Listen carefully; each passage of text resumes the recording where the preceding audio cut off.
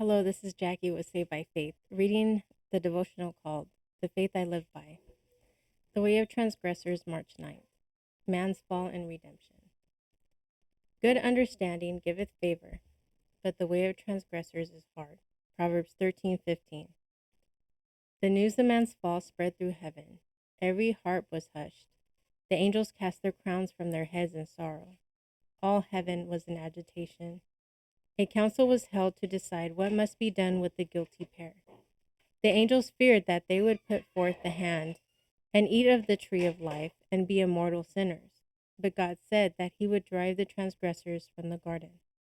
Angels were commissioned immediately to guard the way of the tree of life.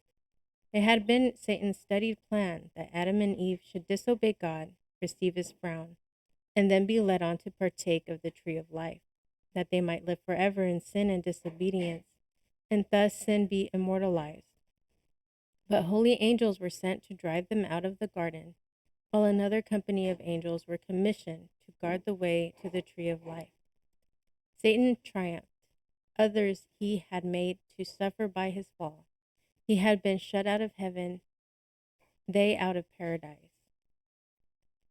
By transgression, Adam lost Eden. By the transgression of God's commandments, man will lose heaven and an eternity of bliss. These are no idle tales, but truth. I ask, on which side are you standing? It is true that Satan's path is made to appear attractive, but it is all a deception. In the way of evil, there are bitter remorse and cankering care. In the downward road, the gateway may be bright with flowers, but thorns are in the path.